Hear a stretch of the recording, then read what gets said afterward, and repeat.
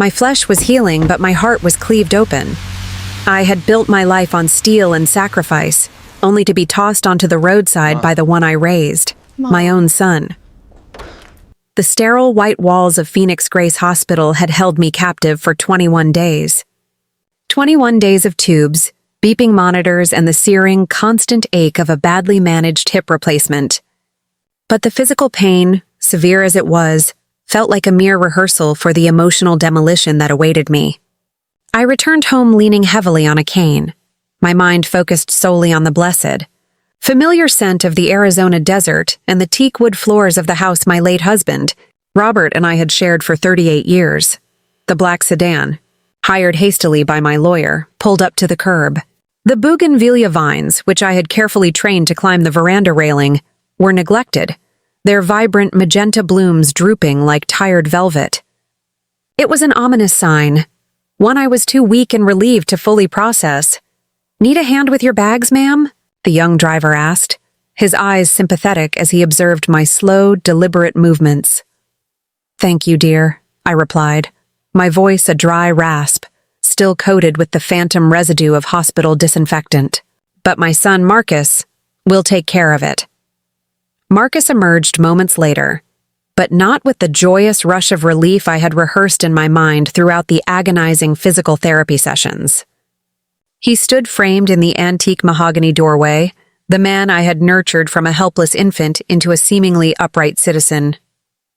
But the familiar warmth in his eyes was gone, replaced by a calculating, unfamiliar frost. He did not rush to embrace me. He did not offer his arm. Instead, he simply blocked the entrance. "Mother," he stated, his voice flat, devoid of inflection, "you shouldn't have come today. We expected you tomorrow." I stopped dead at the foot of the wrought iron steps, the late afternoon sun blinding me, the cane sinking slightly into the soft earth. "Marcus, what in the name of God are you talking about?" "I was discharged an hour ago." I paid the driver, eager for him to leave, to vanish the witness to this profoundly unsettling scene. As the car pulled away, Marcus sighed, a sound of weary irritation, and carefully avoided my gaze. "Things changed while you were incapacitated," he announced, the word incapacitated dripping with condescension. "The house, mother, it's no longer yours. You'll need to make alternative living arrangements immediately." The words landed not as a shockwave, but as a precise surgical strike. It was a violence far greater than the scalpel that had cut into my hip. I stood paralyzed, the world tilting precariously on the axis of his cruel utterance. "Are you insane, Marcus?" The question was a low growl, strained by the effort of holding back both tears and rage. "What kind of monstrous joke is this? We had an understanding." Before Marcus could formulate a reply, his wife, Lorelei, appeared beside him. Her flaxen hair was styled into an immaculate chignon, and she wore a smug, predatory smirk. I noticed her earrings, flawless emerald drops, the very gift Robert had given me on our 25th wedding anniversary. She wore them with the careless arrogance of stolen goods. "Darling Victoria," Lorelei purred, the false sweetness of her tone more corrosive than acid. "Marcus and I have finalized the arrangements. My parents required a suitable residence when they relocated to Phoenix, and frankly, this property is far too large for your single needs. The transfer is complete. Your belongings are boxed and waiting for pickup in the garage." As if summoned by a stage cue, her parents, Sterling Crane and Eliza Crane, emerged from the shadows of the foyer.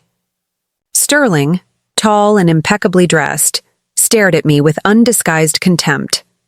Eliza offered a sickeningly sympathetic flutter of her hands. "We truly regret the distress."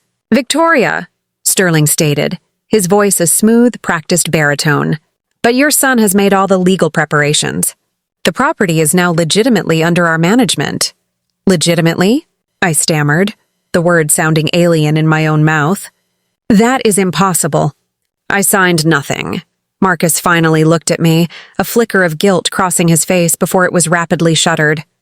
"The power of attorney, mother," he whispered, the admission laced with shame. "The documents you signed before surgery, authorizing emergency financial and medical decisions. You trusted me implicitly. The memory was instant and agonizing. Days before the operation, Amid the terror of the unknown and the rush of preparation, Marcus had presented me with a sheaf of papers. I had signed them without a second glance, preoccupied with mortality and pain management. I had handed him the keys to my kingdom. "You defrauded me," I articulated, the words tasting like pulverized glass. Marcus shifted uncomfortably, allowing Lorelei to step into the gap. "We are facilitating a far better outcome for you, Victoria. This massive estate is a burden. You'll be much happier in a simplified, curated environment." "Do not return," Marcus commanded, his voice hardening as he regained control. "The decision is final." I stood immobilized by the weight of 69 years of life, 40 years dedicated to upholding corporate financial compliance, now all undone by the careless, malicious exploitation of my trust. "Enjoy the spoils," I said, a dangerous calm settling over me. The composure unnerved Lorelei, making her predatory smile falter. "Enjoy every stolen minute." I turned my back, moving stiffly but deliberately down the driveway. I pulled out my secure satellite phone, not to call the police, but to send a single encrypted message to my lifelong friend and attorney, Dana Rhodes. "The serpent has struck. Initiate Plan Bravo."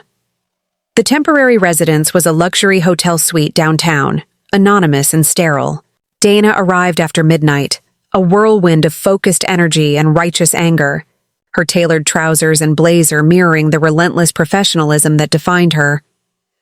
"The vultures!" Dana spat, tossing her briefcase onto the marble table. "I've started the counterfiling. Robert's estate trust is ironclad. Their fraudulent transfer of the house will not withstand the scrutiny of the Superior Court." "How long until the house is officially frozen?" I asked, my voice betraying none of the turmoil inside. "Weeks, maybe months." "But Victoria, there's something else." A cold dread coiled in my stomach. Dana slid a stack of bank statements toward me. "The unusual transfers from your investment accounts during your hospitalization. Substantial withdrawals." I scanned the document, my professional instinct, honed by 4 decades in high finance, immediately flaring. 5 separate digital transactions, totaling over $250,000, all processed via digital signature during my period of medical sedation. "While I was fighting for my life in the intensive care unit," I whispered. "They didn't just want the house. They were liquidating my liquid assets," Dana nodded grimly. "The trail leads to the Cranes. Sterling Crane owns a shell company, Apex Meridian Investments, LLC, which is notorious in Texas for foreclosure fraud. Lorelei was involved with 4 mortgage brokerages that dissolved under state investigation. The sinister puzzle pieces clicked into place. Mortgage fraud, elder exploitation." "Precisely," Dana confirmed. "But the scale here is monumental." She pulled up county planning documents on her tablet. 4 other properties in my neighborhood had recently been acquired by Apex Meridian. "They're consolidating the block," I breathed. Appalled by the sheer audacity, Dana pointed to a permit request filed with the City Planning Commission 10 days prior. They filed a petition to rezone the entire quadrant from single-family residential to mixed-use commercial. "Your neighborhood sits adjacent to the rapidly expanding downtown corridor. A successful rezoning would multiply the land value by a factor of 4. They used my house as the operational headquarters, I realized. To buy up the surrounding properties, the potential profit margin here is between $40 and $60 million. The funds drained from my account had served as the initial, untraceable seed capital for their audacious venture. "How involved is Marcus in this particular aspect?" I asked, the question laced with a desperate, failing hope. Dana hesitated, her silence the only answer required. "Robert would be devastated," I mumbled, the ghost of my husband seeming to haunt the elegant, empty room. "Robert raised a good man, Victoria," Dana said, her voice softening slightly. "But people change under the pressure of avarice. The pertinent question now is, what is your endgame?" I closed my eyes, the immense weariness of my years pressing down on me. But when I opened them, the pain was gone, replaced by a cold, unwavering resolve that had earned me the moniker, the Iron Lady of Compliance years ago. "Everything," I stated. I want back everything they stole, and I want them to pay the full price under the law. Including Marcus. He made his choice. No provision for your son? Dana questioned, her eyebrow arching in professional caution. No, I replied, though the single word felt like ripping a nerve from my chest. He must face the consequences of his actions. We began to plot our course of action, meticulous step by step. They perceive me as a broken old woman, willing to fade into silence. That miscalculation, Dana, is the only weapon we need. The next phase required a level of legal aggression and covert coordination that I hadn't employed since my corporate days fending off hostile takeovers. Dana, connected to the highest levels of federal law enforcement through her years as a prosecutor, arranged an immediate, highly classified meeting. We drove to a nondescript federal building near the airport, meeting with Agent Hayes, the head of the FBI's Regional Financial Crimes and Elder Abuse Task Force. Hayes was a sharp, focused woman in her late 40s who viewed the Crane's operations with palpable disgust. This is not just fraud. Mrs. Sterling, Hayes said, reviewing the files Dana had prepared. This is calculated multi-jurisdictional financial terrorism targeting the vulnerable. They used your son's emotional leverage to circumvent every safety measure you built. Which is why we need to move quickly, I interjected. The rezoning petition is scheduled for the preliminary vote in 3 weeks. If that passes, their asset values skyrocket, and it becomes a much more complex civil suit. Hayes agreed to a tactical delay of the arrests.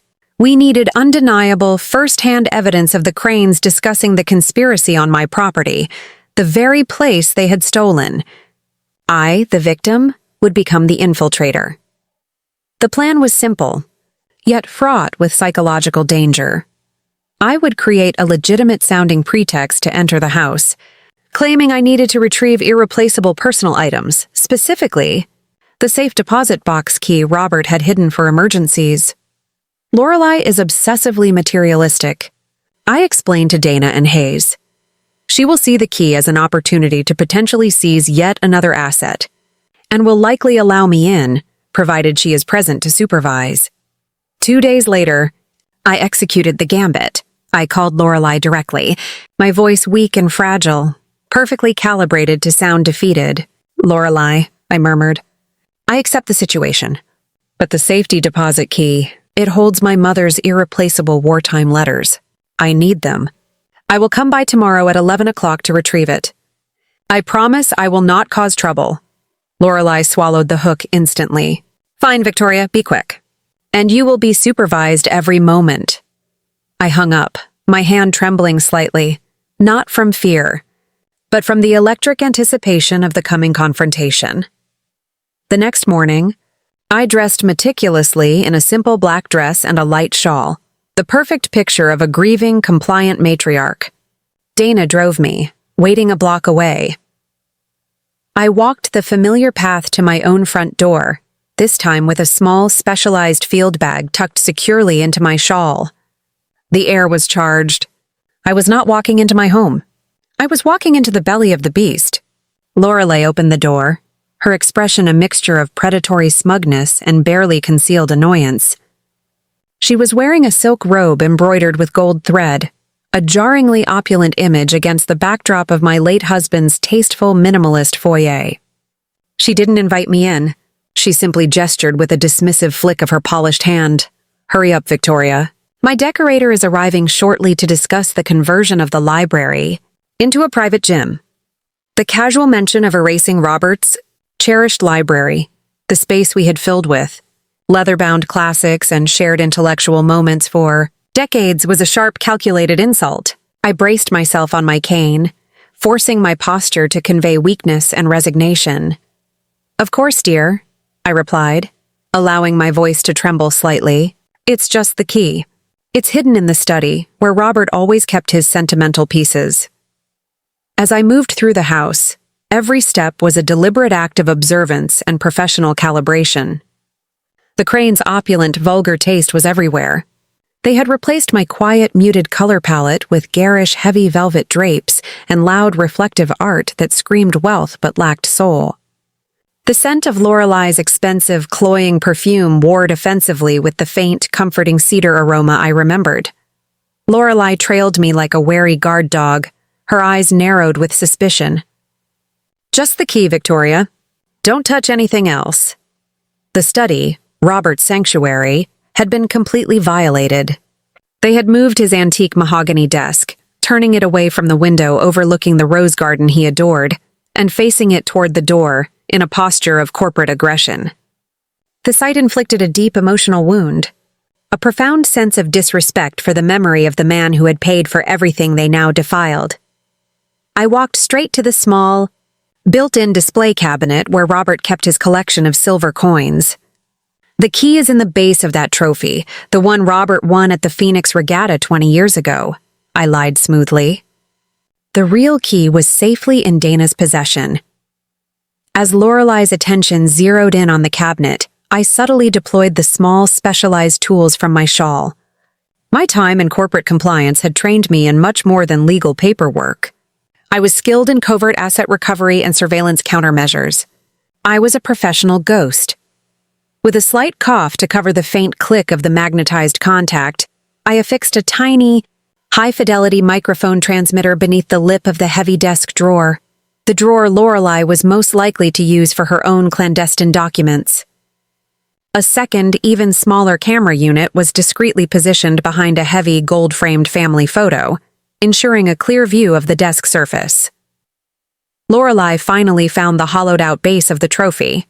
She extracted a worn, generic safety deposit key I had acquired from a prop store, her eyes lighting up greedily. "Is that all, Victoria?" she asked, her voice tight with impatience. "Yes, dear," I sighed, playing the part of the defeated matron. "Thank you for the time." As I turned to leave, my gaze fell upon the only piece of my past they had yet to discard. A worn, leather-bound volume of Shakespeare, which Robert had gifted me. It sat askew on the desk, not out of reverence, but carelessness. I reached out and touched it, a final, necessary act of connection to the memory they were trying to annihilate. "Don't," Lorelei warned, stepping forward aggressively. "It's just a book," I whispered, pulling back my hand. "It means nothing to you." The journey back through the foyer, past the heavy garish curtains and the cold marble floors, felt like crossing enemy lines. I did not look at Lorelei again. I focused only on the mission. The listening device was active, and the FBI was now monitoring my house, or rather, the Crane's operation center. Once safely back in the car with Dana, the composure I had fought so hard to maintain shattered. I leaned my head back, closing my eyes against the blinding, painful knowledge of what they had done to our sanctuary. "They're going to pay?" "Victoria," Dana promised, her voice fiercely supportive. "They have to," I murmured, the raw emotional exhaustion settling over me like a shroud. "Not just for the house, Dana, but for the violation of every sacred memory and trust I have ever held." I realized then that the conflict had escalated beyond mere financial recovery. This was a war for dignity, memory, and the very soul of the woman I used to be. The fight had only just begun. The next 3 days were a torturous exercise in patience and strategic inaction. Dana and I monitored the encrypted feed from the study, listening to the Cranes and Lorelei discuss their brazen plans with terrifying casualness. The recordings confirmed everything: the manipulation of the zoning board with bribes, the aggressive acquisition of the surrounding parcels, and the use of my stolen funds, the $250,000, as illicit down payments. One evening, I heard Sterling Crane discussing the final phase of their scheme, the establishment of the Apex Meridian Multi-Use Development Trust. The estimated final value of the rezoned land was, terrifyingly, closer to $60 million than the $40 million we had first estimated. "That old woman," Sterling sneered on the recording. Referring to me, "She's done. Lorelei, the power of attorney, was genius. We've managed to tie up the last of her old world assets. The only thing left is that silly little trust fund Robert set up for Marcus." Hearing my late husband's name, Robert, spoken by that venomous man, sent a wave of icy fury through me. Robert! He was the anchor of my life, the quiet foil to my corporate steel. He knew the risks inherent in vast wealth, the way money could corrupt and divide. 30 years ago, after Marcus was born, Robert insisted on establishing an irrevocable educational and legacy trust. "If we ever pass, my love," Robert had said one crisp autumn evening, looking out at the very garden now being defiled, "this money is for Marcus's education and his future grandchildren. It's untouchable by us, and more importantly, by any outside influence. It is a guardrail, Victoria. A final line of defense." The trust held a substantial portfolio of long-term bonds and high-yield stocks, designed to generate a comfortable income for Marcus after his 30th birthday, entirely separate from my personal assets. It was ironclad, designed by the most conservative trust lawyers in the state. My heart sank with the dreadful certainty that the Cranes were already attempting to dismantle this final pillar of Robert's legacy. "Dana, check the Robert Sterling Legacy Trust filings," I commanded. "I need to know what they've tried." It took Dana 24 hours to breach the complex, multi-layered filings. The tension was unbearable, stretching my emotional resources thinner than old lace. When she returned, her face was grim, confirming my worst fear. "They've filed a motion," Dana explained, pushing the documents toward me. "A challenge to the irrevocable nature of the trust, citing material changes in beneficiary circumstances, namely, your alleged incapacity and Marcus's need for capital to manage the estate you left him." They're painting Marcus as the victim, I realized, the depth of their manipulation sickening me, and using his need to access Robert's sacred provision. "Exactly," Dana confirmed. "The petition requires Marcus's full signature, proving he is actively participating in trying to dismantle the legacy his father intended for him." I grabbed the document, my fingers tracing Marcus's clear, bold signature. This wasn't just coercion or weakness. This was an active, conscious betrayal of his father's final wishes. "Hayes needs to hear this," I said, my voice hardening back into the Iron Lady tone that had once intimidated CEOs. "We wait no longer. I want the immediate takedown of Sterling and Eliza Crane, and Marcus must be included in the arrests. No protection, no special treatment." Dana flinched, recognizing the complete eradication of my maternal instinct in that moment. "Victoria, that's your son." "That man is a willing accomplice in a multi-million-dollar fraud," I countered, the fire in my eyes burning away any lingering softness. "He made his choice when he signed his name on that trust challenge. Robert is dead and my house is stolen, but I will not allow them to desecrate his legacy." The operation was launched within 12 hours. Hayes mobilized her teams. I watched from the safe distance of the hotel suite as live satellite feeds showed the coordinated raids, the Crane's Dallas offices, their corporate shell company locations, and finally, my own house. The feed from the listening device in Robert's study was still active. I watched as 3 agents, clad in tactical vests, burst into the room. Sterling Crane, still in his bespoke suit, was mid-sentence. "This rezoning vote is locked, I tell you," Sterling was saying smoothly to someone on the phone. "The old woman's lawyer can file all the motions she wants, but by the time—" The agent's arrival was swift and brutal. Sterling dropped his phone, his face contorting in panic and denial. The broadcast cut out as the agents took the Cranes into custody.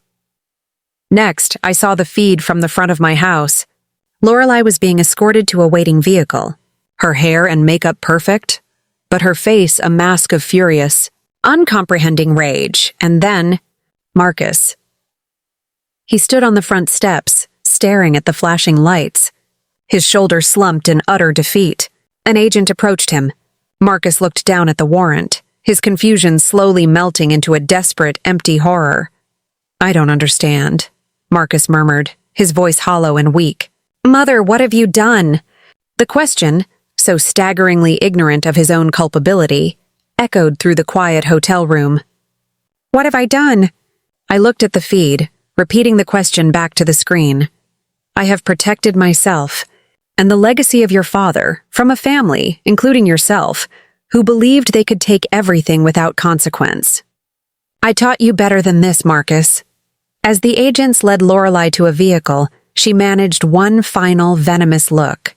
"You think you've won, Victoria? My father's lawyers will destroy you." "Your father is already in custody," I stated calmly to the image on the screen, a chilling sense of vindication washing over me. "The FBI is dismantling your entire operation. It is over, Lorelei." But the real agonizing blow was watching Marcus being placed into a separate, unmarked car. As he was led away, he turned back towards the house, his eyes desperately searching. He hadn't seen me. He hadn't even looked for me. He only looked back at the house, the thing he had stolen. 3 days passed in a whirlwind of depositions, evidence review, and strategic legal filings. I existed on coffee, adrenaline, and Dana's fierce determination. The emotional devastation of arresting my son was compartmentalized, locked behind the fortified walls of my professional resolve. I was focused only on the mission, justice, and the retrieval of Robert's legacy. Lorelei and the Cranes remained in federal custody, their bail set astronomically high due to the flight risk and the scale of the financial crime. Marcus, however, was treated differently. His involvement was deemed less a factor of initiation and more one of complicity under duress, given the overwhelming evidence of Sterling Crane's manipulation. Through his newly appointed public defender, Mr. Reed, Marcus requested a meeting with me. "He wants to cooperate fully," Dana relayed, pushing a lukewarm cup of tea toward me across the makeshift office we had established in the hotel suite. "He claims Lorelei kept him entirely in the dark regarding the financial schemes and that the power of attorney was simply a tool they exploited. He was in the dark about his wife's family being professional criminals, too, I assume," I replied, the bitterness sharp in my voice. Dana held up a conciliatory hand. "I'm not defending him, Victoria. I'm simply relaying Mr. Reed's assertions. Marcus is offering extensive testimony against the Cranes in exchange for consideration of leniency in his own sentencing. He's selling them out," I stated flatly. The cold calculus of survival overriding any emotional surprise. The fiercely loyal son I raised would have gone down with his ship. "Survival instinct," Dana suggested. "The evidence against the Cranes is a mountain. Marcus is simply making the most convenient legal calculation, and what he wants from you, unofficially, is a recommendation to the prosecutor. A mother's plea carries immense weight. The thought of facing Marcus, of hearing his weak justifications and pathetic excuses, squeezed the air from my lungs. I need answers, Dana. I need to look into his eyes and understand how the boy I raised became this man." The interview room in the federal building was cold, stark, and relentlessly clinical. A chipped metal table, 2 uncomfortable plastic chairs, and a large mirrored panel that clearly concealed an observation room. Dana sat beside me, her presence a silent, powerful anchor. When the door opened, I barely recognized the figure who entered. Marcus, once impeccably tailored, now wore shapeless khaki trousers and a pale, wrinkled shirt. The sharp contours of his face were blurred by a patchy growth of stubble, and his eyes were sunken, shadowed by days of fear and sleeplessness. He was diminished, a ghost of the ambitious man Lorelei had molded him into. "Mother," he choked out, taking the chair opposite. Mr. Reed, a young, serious lawyer, sat stiffly beside him. "Marcus," I acknowledged, trying to keep my voice as steady as the table between us. A heavy silence descended, a tangible weight of history and betrayal. "Mrs. Sterling," Mr. Reed finally began, clearing his throat nervously. "My client requested this meeting to clarify certain aspects of the situation that he believes have been severely misunderstood." "I am listening," I replied, my gaze fixed not on the lawyer, but on my son. Marcus cleared his throat, his eyes darting to his lawyer for support. "First, I want you to understand that I never intended for things to go this far. When Lorelei and I discussed her parents moving to Phoenix, it was meant to be temporary." "And the power of attorney?" I cut him off, my voice sharp as a razor. "The one you tricked me into signing before my surgery?" He lowered his head in shame, the movement a clear confession. "That was Lorelei's idea. She said it was only a precaution, in case medical decisions needed to be made while you were recovering." Yet you used it to transfer the deed to my house and empty my accounts, I pressed, the factual accusation demanding an answer. He hesitated, glancing at Mr. Reed, who gave a nearly imperceptible nod. That was Sterling and Eliza. They claimed they were moving the funds into safer, high-yield retirement vehicles for you. I didn't know they were actually stealing. I searched his face, desperately hunting for the slightest flicker of the boy I remembered, the boy who could never sustain a lie. There was fear, certainly, and palpable desperation. But was it genuine remorse, or simply regret at being caught? The house, I insisted, driving the knife in deep. You told me personally I could not return. You stood on the porch of the home your father and I built and told me it was no longer mine. His eyes fixed rigidly on the metal table. Lorelei convinced me it was for the best. She told me the house was too much for you, that you'd be far happier in a luxury assisted living facility. I truly thought we were helping you. The pretense of kindness, the audacity of claiming altruism while inflicting such cruelty, finally broke my composure. That is not help, Marcus, I articulated, each word a hammer blow. That is profound cruelty. That is theft, wrapped in the guise of entitlement. I know, he choked out. Now I know. The question I had harbored for weeks, the one that burned in the core of my soul, finally escaped. What hold did they have over you? What power did Lorelei and her parents wield that compelled you to betray your own mother?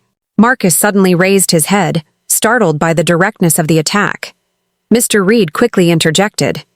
Mrs. Sterling, we should focus on the facts relevant to the investigation. No, Marcus interrupted, his voice surprisingly firm. She deserves to know. Marcus took a deep, shuddering breath, his momentary defiance fading into raw vulnerability. She deserves to know everything, he repeated, looking directly at me for the first time since he entered the room. The simple truth is, 3 years ago, I made some catastrophically bad investments. I lost a significant portion of our personal savings and the initial capital I'd been building for my own venture. I remained silent, allowing the painful confession to unfold. His voice was thick with humiliation and regret. I was desperate, he continued. I was terrified that Lorelei would find out. The shame of that financial failure, after years of trying to prove myself to her family, it was crippling. That's when Sterling Crane stepped in. He lent you money, I concluded, the realization dawning with chilling clarity. Marcus nodded, his expression utterly defeated. At first, yes, but it became much more complex. I signed documents I barely read. I became involved in their business ventures, short-term, high-yield opportunities, Sterling called them, without truly understanding the underlying structure. By the time I grasped the truth, I was already deeply implicated in several of their long-running financial frauds. They had leverage over you, Dana observed, her tone clinically precise. They owned me, Marcus corrected bitterly. Lorelei made it abundantly clear. If I didn't cooperate with their plans to acquire the neighborhood properties, her father would ensure I took the fall for all their previous activities. I was faced with prison or compliance. I tried to reconcile this broken man with the son I thought I knew. The man who was once proud, ambitious, and fundamentally decent. Lorelei had exploited his weakness, his fear of failure, and his desire to impress her powerful, malevolent father. And my house, I prompted. And my accounts? Was that a necessary fraud too? A test of loyalty, he admitted, shrugging his shoulders in profound self-loathing. Lorelei said it was non-negotiable. It proved I was committed to their operation. She promised that once the rezoning was complete, and the land was sold for millions, we would have enough capital to comfortably relocate you to a luxurious, fully serviced retirement community. And you believe that? I couldn't conceal the utter disbelief in my voice. I wanted to believe it, he replied softly. It was easier than accepting the monstrous thing I was actually doing. It allowed me to frame the cruelty as a necessary, temporary evil. The raw, brutal sincerity of that statement was the first true thing I had heard from him in weeks. It was a momentary glimpse of the troubled, guilt-ridden man underneath the facade of the cold conspirator. Marcus, I said, leaning forward. my voice lowered to a careful, strategic whisper. What exactly are you asking of me today? For the first time, he held my gaze without flinching. His eyes were red-rimmed and filled with agony. Nothing, Mother. I deserve nothing from you. I don't deserve your help or your forgiveness. His voice broke, thick with suppressed emotion. I needed you to know that I never, in my darkest moment, meant to hurt you. I was weak. I was terrified. I made unforgivable, terrible decisions. Whatever happens now, I will accept it. The unexpected dignity of his reply disarmed me entirely. It was an admission of guilt, not a plea for leniency. Before I could process this fragile shift in his persona, a sharp knock interrupted us. Agent Hayes entered, her expression grave and apologetic. Apologies for the interruption, Mrs. Sterling. But we have an urgent matter. Could you step out for a moment, please? I nodded, feeling a fresh wave of adrenaline flood my system. The Crane's vast conspiracy was clearly still unraveling. As I rose, I gave Marcus one final, long look. I still felt the devastating wound of his betrayal. But for the first time since my hip surgery, I felt a flicker of the complicated, enduring love a mother harbors for her deeply flawed child. Hayes led Dana and me down the hall to a small, brightly lit conference room. Dana, usually unflappable, looked visibly disturbed, immediately raising my professional alarm. What is it, Hayes? I demanded as the door closed behind us. We executed the search warrants on the Crane's primary Dallas offices this morning, Hayes explained, her tone hushed. She placed a heavily sealed folder on the conference table. My team found something, Mrs. Sterling. Something highly personal that changes the trajectory of this entire case. She opened the folder and slid out several large, high-resolution photographs. I leaned closer, my bewilderment quickly turning to a cold, paralyzing dread. They were photographs of a private hospital room, medical equipment, and a patient connected to monitors. I don't understand, I began, trailing off as my eyes landed on the face of the patient. It was me, unconscious, hooked up to every imaginable life support machine in the intensive care unit, immediately post-surgery. These were found in a hidden strongbox in Sterling Crane's private office, Hayes explained quietly. Next to the photos, she placed a stack of documents, my confidential medical records, doctor's notes, medication orders, and clinical charts. Information that should have been under strict, inviolable protection at Phoenix Grace Hospital. How did they access these? Dana asked, her lawyer's instinct immediately grasping the monstrous implication. That is the core of our concern, Ms. Rhodes, Hayes replied, her voice grim. The timestamps on these photos don't correlate with standard visitation hours, and these documents contain highly sensitive, restricted data. A deep, visceral shiver ran through me. Someone inside the hospital was collaborating with them. Hayes nodded, her jaw tight. We've identified a staff member, a surgical floor nurse, who accessed your records repeatedly during times when neither Marcus nor Lorelei were present. Phone records show multiple high-frequency communications between this individual and Sterling Crane. But why? I whispered, my voice barely audible. Why would they monitor me so closely? Lorelei's face was pale as she examined the charts. Victoria, she murmured, pointing a shaking finger at a specific notation. Look at this medication order. It was a dosage adjustment in my post-surgical pain management. The original prescribed dosage had been visibly crossed out and replaced with a higher dose, written in a different handwriting. Your recovery took far longer than anticipated, Hayes explained carefully. The surgical site infection that kept you hospitalized for 3 weeks instead of the typical 5 to 7 days. We are now actively investigating the possibility that it was deliberately induced. The full, shocking implication hit me with the force of a physical blow. Are you saying they tried to injure me? I couldn't complete the hideous thought. We are not making official accusations yet, Hayes clarified immediately, her voice low and steady. But we are investigating the possibility that someone may have intentionally prolonged your hospitalization to buy the Crane's critical time to execute the final stages of their land scheme. I gripped the edge of the conference table, dizzy with the sheer calculated wickedness of it.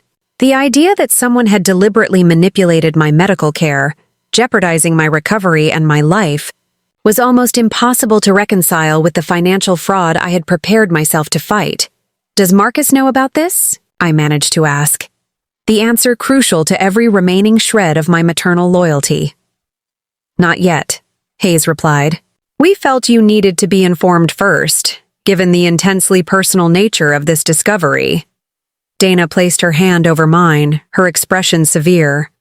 "Victoria, if your medical care was intentionally altered, this case escalates beyond fraud and elder abuse. We are now in the territory of attempted serious physical harm." "I know," I interrupted, the possibility too monstrous to allow her to speak the full legal term. "There is one other matter," Hayes continued, with visible discomfort.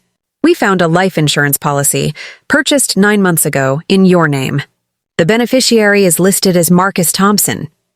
The air left the room. The last remnants of hope for my son crumbled into dust. "Marcus knew," I whispered, the finality of the betrayal an unbearable weight. "He had to have known." "Not necessarily," Hayes warned. "The application bears his signature, but we've already identified multiple forged documents in this case. We need further investigation before drawing any conclusions." I closed my eyes, trying to fend off the new wave of devastation. If Marcus was aware of this maneuver, if he was complicit in a threat against my very life, then everything he told me just moments ago was a calculated, manipulative lie. The image of the remorseful son, which I had briefly glimpsed, was nothing but another charade. "I need to see him again," I said, opening my eyes with renewed, icy resolve. "Right now." "Mrs. Sterling, with this new evidence we strongly advise against," Hayes began. "I need to see his face when he hears this," I insisted, the demand absolute.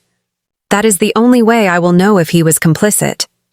40 years as a compliance officer and a lifetime as a mother had given me an almost supernatural ability to detect deceit." I had to look Marcus in the eyes when this bomb exploded. Hayes hesitated, then nodded grimly. "We were going to question him on these findings anyway. If you insist on being present, we can arrange it." The journey back to the interrogation room felt like a funereal procession. Every step was heavy with the knowledge that I was about to either confirm the complete moral annihilation of my son or uncover another layer of Lorelei's profound wickedness. I tried to prepare myself for the worst, but the human heart, particularly a mother's, clings stubbornly to the smallest, most irrational hope.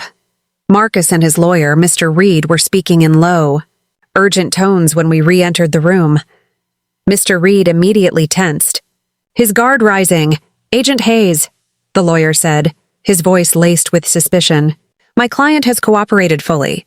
If you are implying he participated in any form of—" "I am implying nothing yet, Mr. Reed," Hayes interrupted, placing the photographs and the life insurance document onto the cold metal table. "I am simply asking for an explanation of these documents." Marcus stared down at the evidence. He first saw the life insurance policy, his name starkly listed as the beneficiary. He then saw the photographs, the chilling clinical pictures of his mother, unconscious and frail, captured covertly in an ICU bed. The color drained from his face with sickening speed.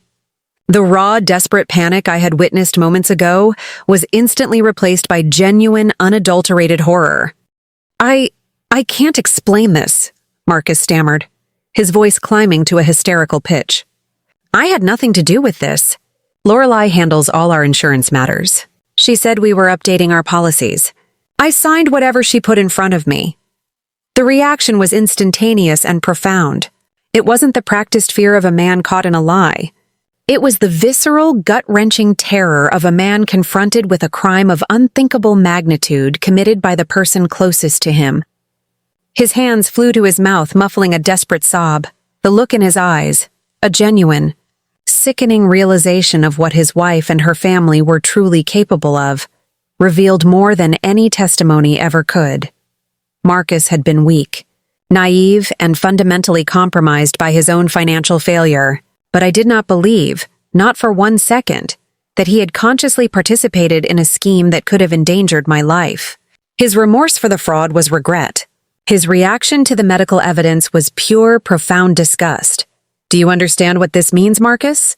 I asked quietly, my voice cutting through his panicked breathing. Your wife and her parents might have been planning something far more heinous than just stealing my house and money. He covered his face with his hands, his entire body beginning to shake uncontrollably. Oh God, he whispered, the sound thick with self-recrimination. What have I done? What have I allowed to happen? Watching my son confront the unfathomable depths of his wife's betrayal, I felt a devastating, complicated wave of compassion. Marcus was guilty of terrible betrayal and profound moral cowardice. But he was also a victim, a pawn manipulated and blackmailed by the Cranes into a game far darker than his limited, self-absorbed worldview could comprehend.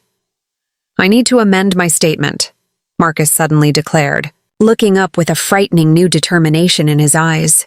I need to tell you absolutely everything I know about Lorelei and her parents. Everything. His fear had finally been eclipsed by a desperate, cleansing need for truth. Hayes quickly took control, instructing Mr. Reed on the necessary legal procedures to facilitate this immediate, comprehensive confession.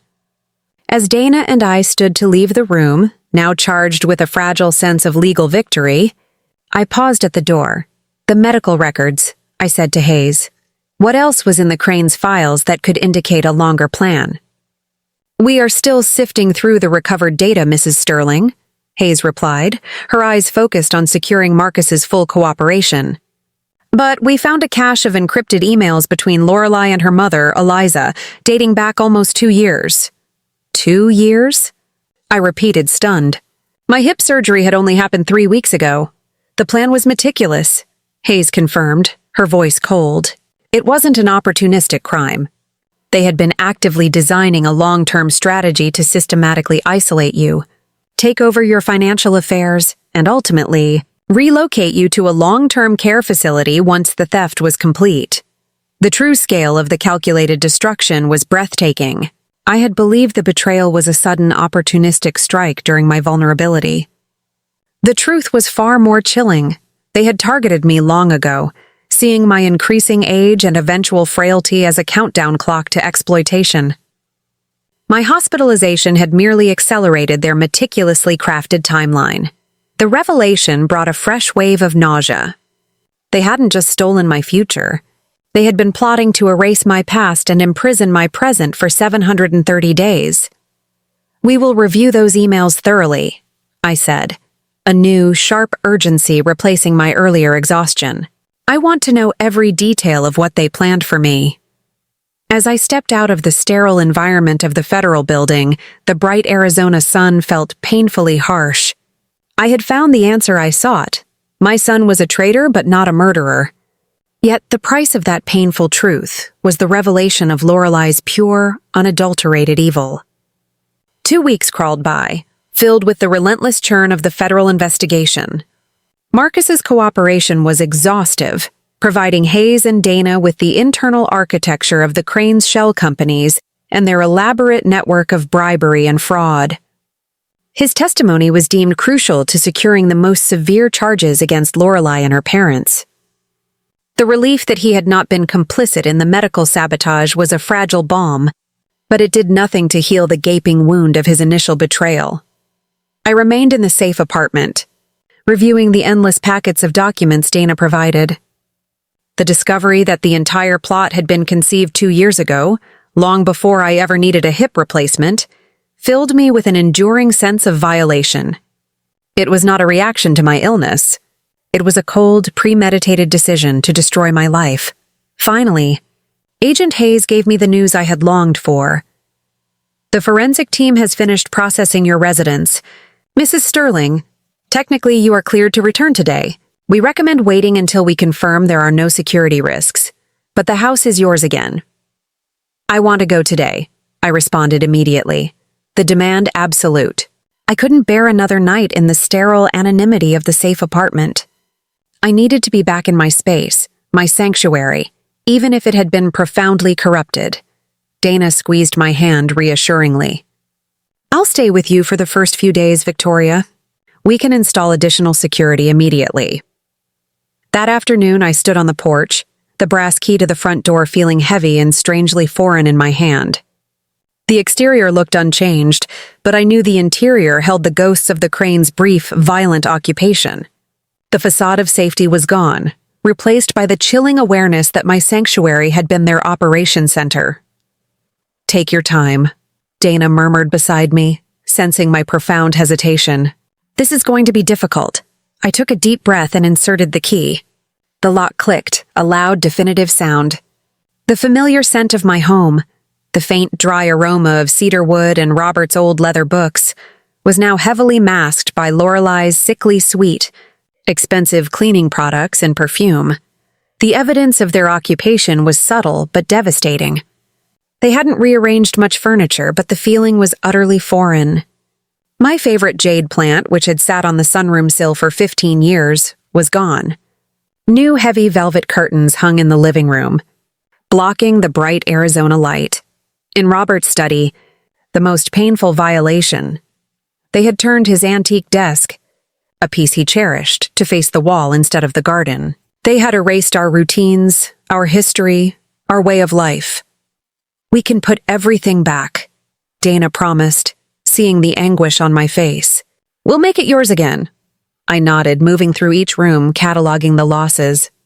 In the master bedroom, my simple, tailored clothing was gone from the closet, replaced by Lorelei's aggressive, expensive suits and designer bags. My plain jewelry box was empty. "The FBI recovered most of your jewelry from the Crane's safety deposit box," Hayes had told me earlier. "They'll be returned once they are processed as evidence." It was a small, cold comfort. Strangers had touched the intimate relics of my marriage, judging them only by their monetary value, not the sentimental weight of 38 years of shared life. In the kitchen, I found the most personal, unforgivable act of disdain. My collection of handwritten recipe cards, recipes passed down from my mother and grandmother, irreplaceable cultural and familial treasures, had been thrown into a dusty corner cabinet, replaced by shiny modern cookbooks that were clearly unused. That felt like a targeted attack, an erasure of my history that wounded me more profoundly than any financial theft. As I surveyed the damage, a strange, resilient calm settled over me.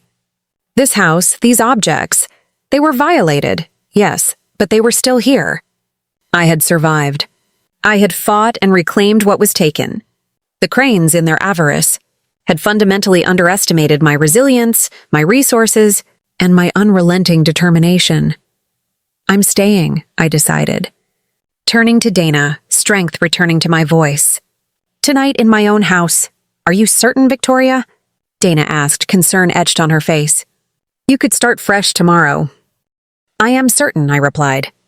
"I will not grant them the satisfaction of keeping me away for one more night." As the evening twilight descended, painting the garden in soft shadows, I sat on the back porch with a cup of herbal tea. The roses needed urgent pruning, the hydrangeas were neglected, but the essence of what Robert and I had created was still present. Tomorrow would bring a final, difficult conversation with Marcus, endless legal procedures, and the long, slow process of rebuilding. But tonight, I had reclaimed my space. It was a true beginning. The next morning, the air was crisp and clean, but the weight of the coming confrontation hung heavy. Marcus had requested one final meeting before his transfer to a minimum security facility pending trial. Dana had urged caution, but the maternal instinct, the need for closure, the need to truly understand the depth of his fall, was overwhelming. The visitation room at the detention center was oppressively bright, the fluorescent lights humming over pale yellow walls in a failed attempt at cheerfulness. Marcus sat at a small gray table, dressed in a standard-issue uniform that hung loosely on his frame. He had lost significant weight since his arrest, his face drawn, his eyes hollowed by sleepless nights and the paralyzing realization of his fate. "Thank you for coming, Mother," he said, his voice a low, rough murmur as I sat across from him. This time, no lawyer was present. "It was your decision," I replied, keeping my tone measured and controlled. "You wanted to see me. Here I am." He nodded, lowering his gaze to his hands, which he gripped tightly together on the table, a visible manifestation of his inner turmoil. They told me about the nurse, what Lorelei and her parents planned for you. The medical charts. Yes, I said simply, allowing the silence to stretch, forcing him to continue the painful confession. I swear. Mother, I didn't know, he repeated, the words cracking with genuine pain. I knew they wanted the house, the money. That was awful enough, unforgivable. But I never imagined they would. Endanger your life. He trailed off, unable to articulate the full scope of Lorelei's wickedness. I believe you about that specific part, I said. The declaration surprising even myself, and certainly him. His head snapped up, his eyes wide with a mixture of shock and relief. You believe me? Yes, I confirmed, speaking in a measured, objective tone. I've reviewed enough evidence to conclude you were unaware of their plans to physically harm me or institutionalize me in that manner. However, you were fully aware of their plans to systematically steal everything I owned. You willingly participated in that theft and the desecration of your father's legacy. He flinched violently, but he did not deny it. Yes? Why, Marcus? The question, the core of my agony, finally emerged, raw and demanding. You grew up with every advantage. Your father and I taught you integrity, respect for others, and the value of hard work. What happened to that boy? Marcus remained silent for a long time, as if gathering the immense internal courage required for true confession. I've asked myself the same question every single night in this cell, he finally replied. The easy answer is that I was weak. I was afraid of losing Lorelei, afraid of disappointing the Cranes, afraid of the financial consequences if Sterling exposed my prior deceptions. And the difficult answer? I pressed, the most crucial question of all. He raised his eyes, meeting mine directly for a sustained moment. The look in his eyes was one of profound, tragic clarity. The difficult answer, he said, his voice barely above a whisper, is that at some point, about 5 years ago, I started to believe that I deserved more than I had earned. That it was acceptable to take shortcuts, to cheat the system, if that was the only way to attain the wealth and status that Lorelei demanded. This was the moral failure, the spiritual corruption that explained everything, not just weakness, but a foundational shift in his moral compass. I was desperate for acceptance from the Cranes, he admitted, and in that desperation I adopted their entitlement. Lorelei taught me that vulnerability was a flaw and that the only measure of a man was his gross net worth. When I lost my investment, Sterling offered me a way to prove my worth to her, by using you, by taking what was rightfully yours. He paused, a single fat tear tracing a path through the stubble on his cheek. When I stood on that porch, Mother, and told you to leave, the power of attorney was their tool, but the cruelty was mine. I was too much of a coward to face my own mistakes, so I transferred the burden of my failure onto you. His candid, brutal self-assessment was completely disarming. It lacked the defensive maneuvering of a typical criminal, and instead held the heartbreaking finality of a son realizing the enormity of his moral and spiritual bankruptcy. Marcus, I said carefully, what does accountability look like to you now? It looks like this cell, he replied instantly without hesitation. It looks like the collapse of my marriage, the destruction of my reputation, and the necessity of testifying against the family that ruined me. I lost everything because I chose greed and entitlement over integrity and family. And what about your father's trust? I asked, my voice barely concealing the decades of hope Robert had invested in that legacy. I have already withdrawn the challenge to the legacy trust, Marcus confirmed, looking down. I have no right to that money, not after what I've done. I've asked Dana to liquidate my remaining personal assets and allocate them toward restitution for the other victims of the Cranes' property scheme. It's the least I can do. The conversation was not about forgiveness, but about the painful, necessary process of witnessing truth. I had my answers. My son was not inherently monstrous, but he was fatally flawed, and he had chosen the path of least resistance at the highest cost. I sat in silence, absorbing the difficult answer that was his confession.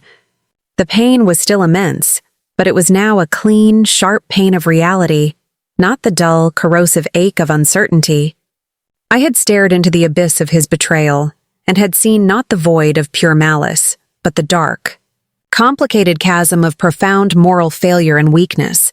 I cannot offer you forgiveness, Marcus, I said, the words heavy with finality. Not today. Perhaps not ever. The wounds you inflicted on me and on your father's memory are too deep. But I can offer you this truth. You must embrace the consequences of your choices. That is the only path back to yourself, however long and agonizing that journey may be. He simply nodded, accepting the sentence without protest. I understand. I deserve this, Mother.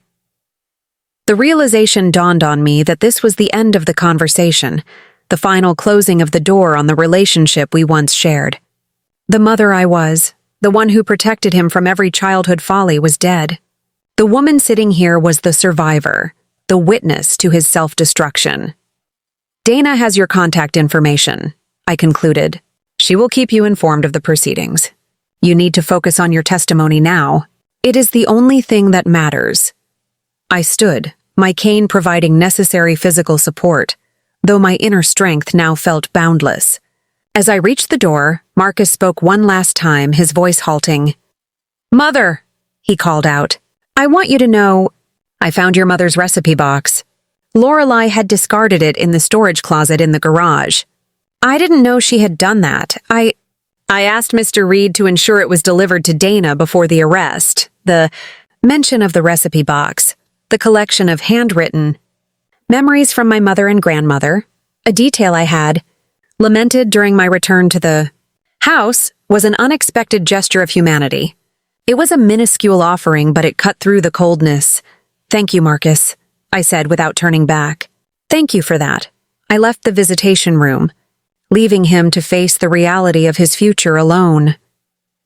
Back in my quiet, reclaimed house, I plunged into the documents Hayes had delivered, the cache of emails recovered from Lorelei's encrypted accounts. Dana was with me, our silence punctuated only by the rustling of paper and the occasional tap of my keyboard. The emails were a roadmap to calculated cruelty. They chronicled Lorelei's meticulous 2-year strategy, developed with her mother, Eliza Crane. From Lorelei to Eliza, dated 18 months ago. The initial step is social isolation. Victoria's book club and charity committees are the main risks. We need to subtly sow distrust, suggesting her mental sharpness is declining. The goal is to cut off her outside support systems. She must be made dependent on Marcus alone. From Eliza to Lorelei, dated 6 months ago. Sterling has secured the insurance policy. The signature is flawless. Victoria will never connect it to Marcus. This gives us the necessary leverage to apply pressure if the rezoning takes longer than anticipated. Then came the darkest revelation, the one that made the blood run cold. Lorelei had researched luxury retirement communities aggressively, from Lorelei to Eliza, dated 1 month before my surgery. I found the perfect location for Victoria, once the acquisition is finalized. The Serenity Gardens Memory Unit in North Scottsdale. It's highly isolated, minimal external supervision, and crucially, they admit patients with limited medical documentation, especially if the family reports early-onset cognitive decline. Once she's there, we will have absolute control over all visits and communications. She will be utterly forgotten. I pushed the printouts away, my hands trembling. The scope of their plan transcended mere theft. It was a conspiracy to commit civil and emotional death, to isolate, institutionalize, and erase me while they profited from my demise. They hadn't planned to let me enjoy a comfortable retirement. They planned to bury me alive. Dana, reading the final document, drew a sharp intake of breath. "Victoria, this changes the charges entirely. This is conspiracy to commit elder abuse at the highest level, and combined with the medical tampering, the prosecutor can easily pursue attempted serious physical harm. They intended to steal my identity, my fortune, and my freedom," I stated, the horror giving way to a devastating clarity. They saw me as a vulnerable asset to be stripped and discarded. The rage was immense, but it was channeled into a singular, unwavering focus. I had survived not just their betrayal, but their malice. I had survived the scalpel, the infection, the fear, and the attempt to erase me. I looked around the study, the room they had defiled, the room I had reclaimed. It was time to start rebuilding. "Dana," I said, standing up, my physical strength finally catching up to my emotional resolve. "It's time to prosecute this case with the ruthlessness Lorelei demonstrated in planning it. I want every asset frozen, every shell company dismantled, and every participant held fully accountable. No deals. No mercy." Lorelei and her parents had learned an iron lesson: never mistake a woman's kindness for weakness, and never mistake a compliance officer's precision for naivety. They had played a complicated game of financial chess, but they failed to realize that their opponent was not just a grieving widow, but a grandmaster in the art of strategic warfare. The days immediately following my return to the house were a strange blend of victory and profound psychological trauma. The forensic cleaning teams did their best to erase the physical evidence of the Crane's occupation, but the ghost of Lorelei's presence lingered like an acrid, unpleasant smoke. Every drawer I opened, every cabinet I touched, held the memory of their entitlement and disdain. Dana, true to her word, stayed with me.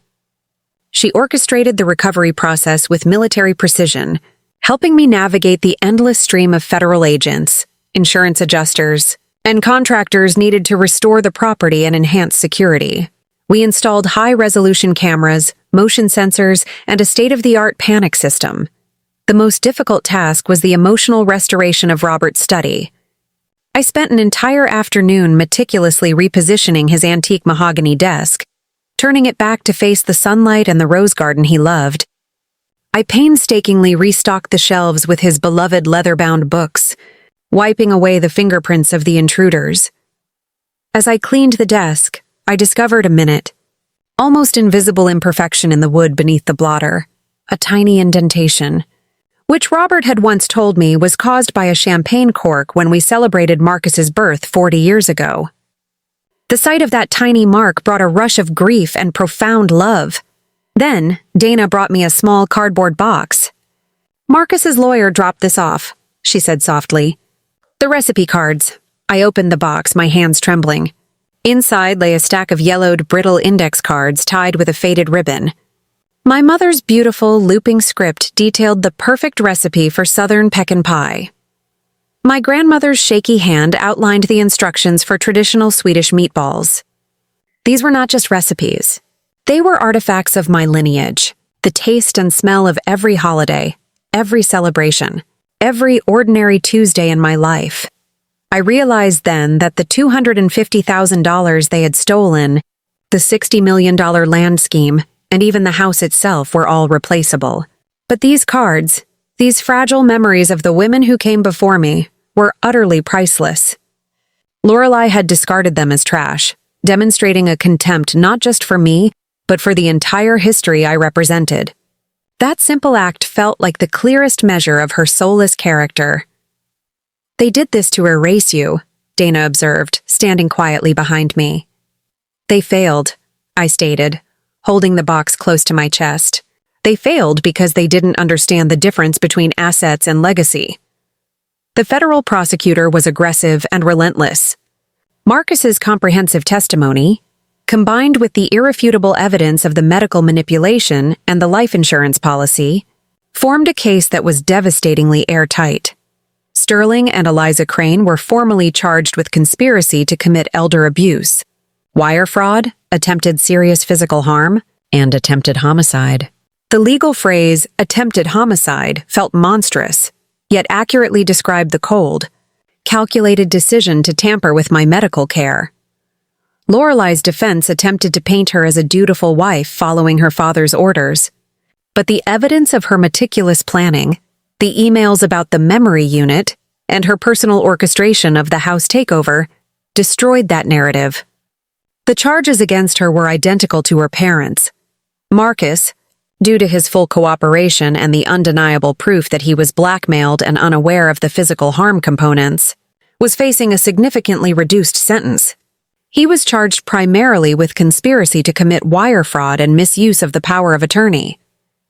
The court acknowledged that his moral failure stemmed from weakness and fear, not inherent malice. I received a tearful, formal letter from Marcus, delivered via his counsel. It was 4 pages long, filled with clumsy apologies and agonized self-reflection. He detailed the crushing weight of his shame and fear, finally admitting that his deepest regret was not the theft, but the destruction of his relationship with me. I did not reply. The time for words was over. The time for healing and consequences had begun. One afternoon, Dana and I walked through the rose garden, the very garden Robert had planted decades ago. The roses, though neglected, had endured. They needed ruthless pruning to flourish again. "The case is a certainty, Victoria," Dana said. "You will reclaim full legal ownership of the house. All your liquid assets will be returned. And the Cranes will be incarcerated for a very long time." "It is a victory." "Then," I conceded. "It is," she agreed. "But you look exhausted. The financial wound is healing." "Dana?" I replied, leaning heavily on my cane and inhaling the deep, earthy scent of the soil. "But the betrayal leaves psychological wounds that require a deeper form of surgery. I mourn not the money, but the son I thought I had." I paused, looking at a climbing rose Robert had named for me years ago. "He was a decent boy, Dana. Ambition, fear, and a desperate desire for entitlement corrupted him. I taught him the rules of the world, but I failed to inoculate him against the poison of greed." The victory felt heavy, bittersweet, and profoundly lonely. I had won the war, but the collateral damage was the most precious thing I owned, my family. The fight to reclaim my house was over. The fight to reclaim my peace, however, was just beginning.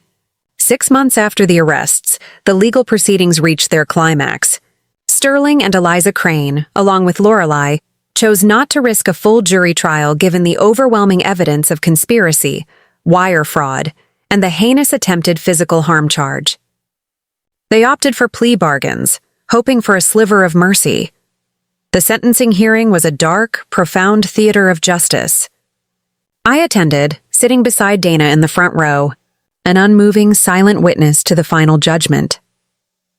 The prosecutor delivered a blistering summation, detailing the cold, premeditated nature of the crime, the 2-year planning phase, the systematic social isolation, the use of the power of attorney to siphon hundreds of thousands of dollars, and the monstrous climax of the medical tampering and the plot to institutionalize me in the Serenity Gardens memory unit. Lorelei, stripped of her designer facade, looked brittle and terrified.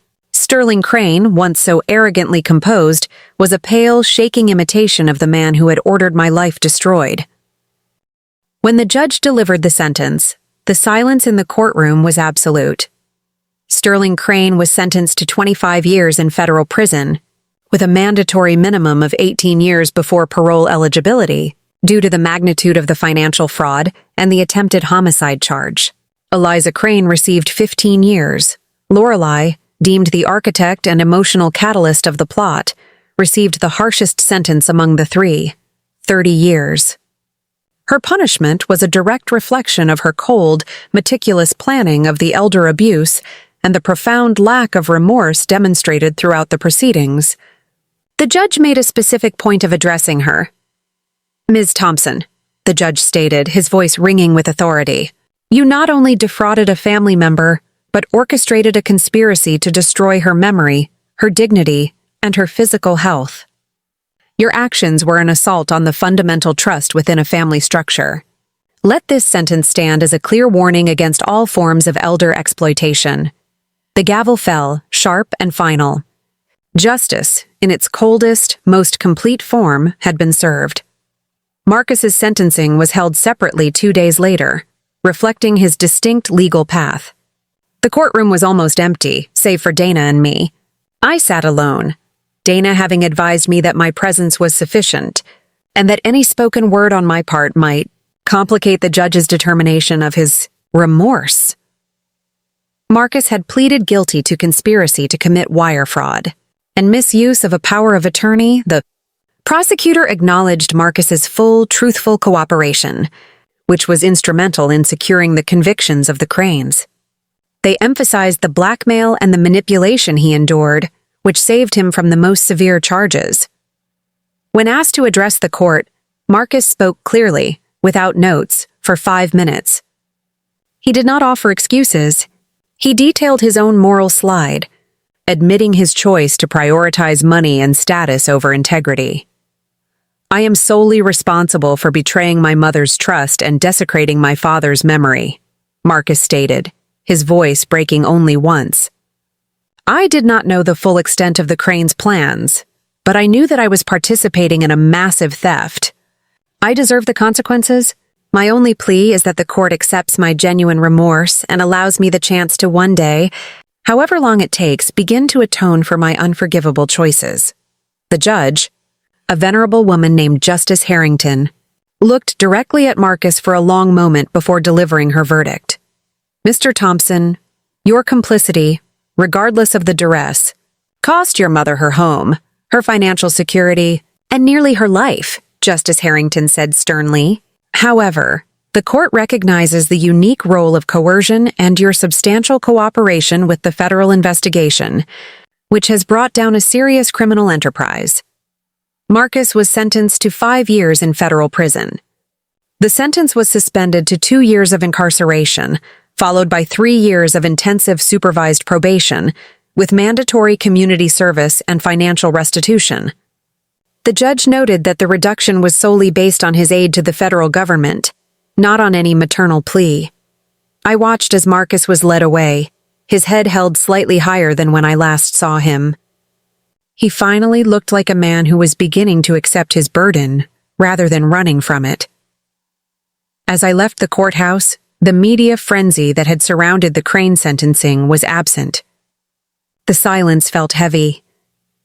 "It's over, Victoria," Dana said quietly, placing her hand on my shoulder. "No, Dana," I corrected, looking back at the imposing structure of the courthouse. "Justice is served. But the atonement is only just beginning. The financial victory was complete. But the human cost remained immeasurable. The next phase was purely personal, the long, arduous process of finding peace amidst the wreckage of a shattered family." 2 years passed. My life, meticulously restored and fortified, settled into a quiet, determined rhythm. The house was fully mine again, every trace of Lorelei's occupation erased. Robert's study was exactly as he left it. The rose garden, pruned fiercely and tended with devotion, bloomed in defiant splendor. I dedicated my time to establishing the Robert Sterling Elder Protection Foundation, using a portion of the restitution funds recovered from the Crane's liquidated assets. The foundation focused on educating seniors about the financial risks of power of attorney documents and training legal professionals to identify subtle signs of family-based financial abuse. My experiences, the power of attorney trap, the medical manipulation, the systematic isolation, had become a roadmap for protecting others. I had no contact with Marcus. He was released from prison after 2 years and was serving his probationary period in a state on the East Coast, far from Arizona. He maintained a low-profile job and was meeting his financial restitution requirements diligently. He sent letters occasionally, addressed to Dana. They were updates on his progress, never asking for forgiveness, only reporting on his journey of self-accountability. Dana forwarded them, knowing I needed to see that he was fulfilling the promise he made in the sterile interrogation room. One crisp autumn morning, I was in the garden, pruning the delicate branches of the climbing rose Robert had named for me. The work was therapeutic, focusing my mind on life, growth, and the necessity of cutting away the dead wood to allow for future strength. I leaned back on my cane, watching the rising sun illuminate the dewdrops on the leaves. The pain in my hip was a constant, dull companion, a physical reminder of the betrayal, but it no longer defined me. The sound of my phone ringing startled me. "It was Dana." "Victoria," she said, her voice unusually hesitant. "Marcus is calling. He's finished his required restitution payment this month. He just wanted me to relay that he is grateful for the chance to rebuild his life." "Thank you." "Dana?" I replied, my voice steady. "He asked if you were well," she added, her tone suggesting a deeper, unasked question. I paused, looking at the rose, thinking about the decades of love, the single act of betrayal, and the painful path of his atonement. "Tell him I am well," I instructed, "and tell him that the integrity your father taught you, Marcus, is not a financial asset to be leveraged. It is the fortress of your soul, and once it is breached, reclaiming it requires more sacrifice than he can ever imagine." I hung up the phone, a profound, settled peace washing over me. The cycle was complete. I had reclaimed my life, my home, and my purpose. The scars remained, but the venom was gone. I am Victoria Sterling, and I stood at the precipice of ruin, pushed by my own blood and betrayed by the deepest trust I possessed. I lost my home, my security, and nearly my life. But from that devastation, I forged an iron lesson. Never underestimate the darkness of family greed, and never overestimate the strength of passive trust. My financial empire was built on vigilance, and my survival was defined by my refusal to be erased. The Cranes are behind bars. Marcus is paying his due. Vigilance is the highest form of self-love. If this story moved you, if it sparked a flicker of recognition or fear, know this: protect your documents, protect your dignity, and never, ever go gently into that good night. If you want to learn how to transform your pain into power and find justice where you thought there was none, then hit that subscribe button and join our community. Your story is not over until you write the final victorious chapter.